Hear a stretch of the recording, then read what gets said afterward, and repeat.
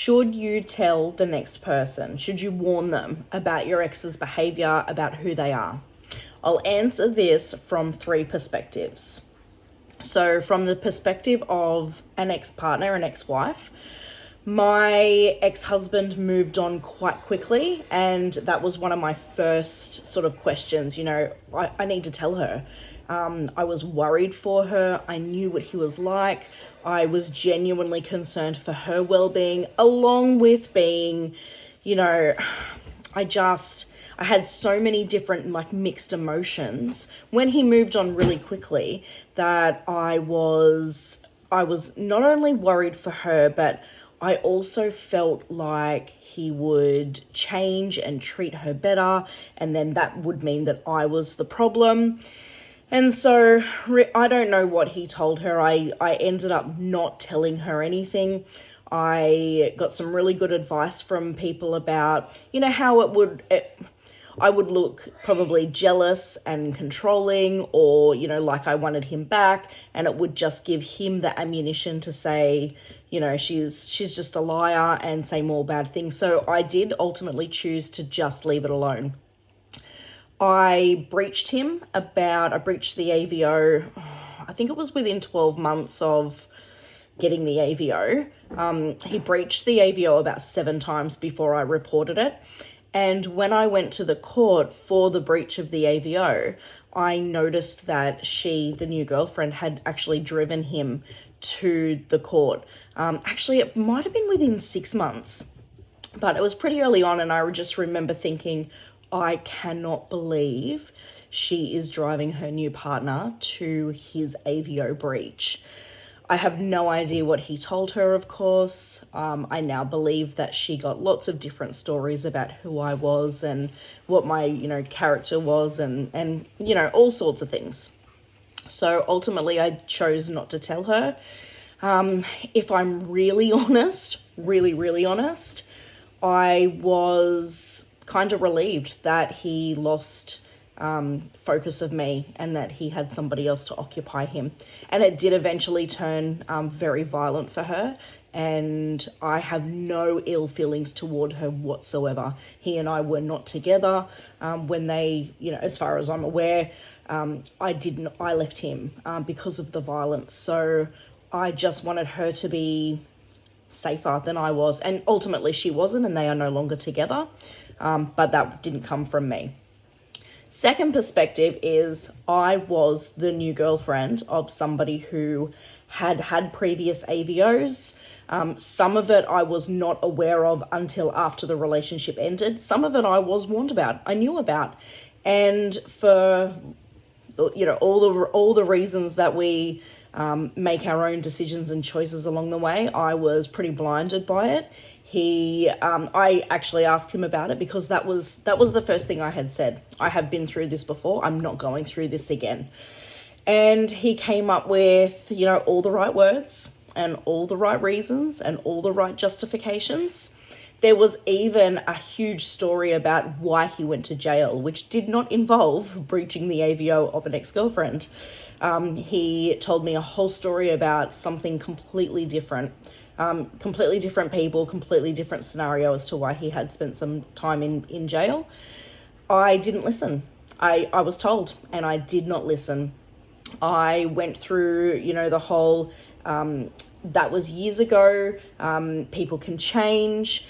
He's not giving me any indication that he's still like that. He was younger, maybe, hopefully he's grown up and matured and gotten better, and and I did do some victim blaming with, well, maybe they just weren't compatible, maybe she provoked him, and terrible for me to say, but I was trying to justify in my head what I was hearing versus what he was giving me, which was nothing but just amazingness. He was amazing. He was charming. He was good with my kids. He was so good.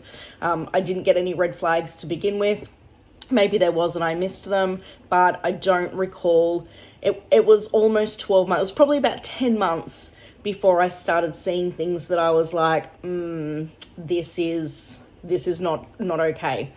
And by that point, when his actual behavior and violence started coming out, I was far too embarrassed to even tell people that he was really like that. I was ashamed that I hadn't listened. I felt stupid.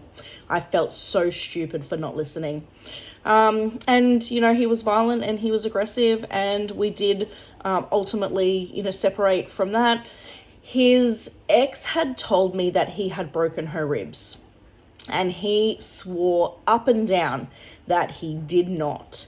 I, in all my blinded love, and not seeing any sort of aggression from him, thought that it might have been an exaggeration. And towards the end of the relationship, where I was repeatedly telling him to leave, to go, get out of my house, enough, you treat me like garbage, you hurt me, you physically hurt me. He would sort of almost go into these rages, like these blind, and go sort of blank. And one day he did say to me, "You want to know if I broke her ribs? I sure effing did." And I was just like, oh. And then once that, and I feel shit that I totally, discounted her experience, because I knew her. And that's still something that I work on to this day. We're always forever healing. So I have been the girl, oh, there he is. I have been the ex who wanted to, but ultimately decided not to warn. I have been the new girlfriend who was warned and didn't listen until it became very, very apparent. Now, the third perspective is I am a domestic violence caseworker, and I know from sitting through, the statements, the processes, how it all works, that there has to be a certain amount of, fear, threats, intimidation. There is a threshold to meet for applying for an AVO. And police know that if they don't meet the threshold, then they will not get an AVO. So regardless of whether they do believe that a victim needs an AVO, there is a criteria. There has to be. There's a threshold. So in order for police to apply for an AVO, they have enough evidence, enough proof, enough of the story to apply for an AVO for protection. Then if it goes to court, a judge also makes that determination.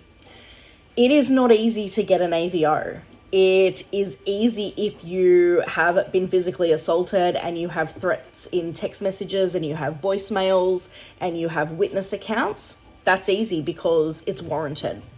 It is not easy to get an AVO. And yes, of course, there will be cases out there where an AVO has wrongly been applied for or been wrongly granted. It is not the norm. It is the exception. There is a threshold to meet, and you have to meet the threshold in order to be granted an AVO. So for people who, for persons of interest, perpetrators, defendants who say, I cannot believe he's still sitting up here. For those people who say, I was wrongly accused, there is a threshold. Please know that you are not in the home, in an intimate relationship with that person. You do not know what goes on behind closed doors. And it is all well and good as the new partner or as a sibling or as a parent or as a child or as a relative or as a friend to hear their side of the story and absolutely side with them and support them. But there is a threshold to meet for AVOs. And if you have heard things and you have been warned and people make accusations, please don't automatically discount that. Police and court have to be satisfied that an AVO is warranted. And so if you are questioning yourself about that, go and speak to your local police station, the domestic violence liaison officers. If you have heard something about somebody's history, go and speak to somebody, link in with a DV service and ask the questions. You have the right to know, and often you won't find out until it's too late. But if somebody currently a current partner or an ex-partner has had an AVO against them before, if there's been accusations, allegations, if you've been warned, I'd take that into account because they don't just get handed out. For every one AVO that is wrongly granted, there are a whole bunch that are warranted regardless of what they tell you. And always, always go with your gut. If something doesn't feel right, please listen to that, because a lot of us didn't, myself included. I did not listen to that little niggly feeling in my gut until it was way too late. So should you warn the next person? That's a personal choice. It can go one of two ways for you. You can either be branded as the jealous, lying, manipulative, crazy bitch who wants him back, or they may listen.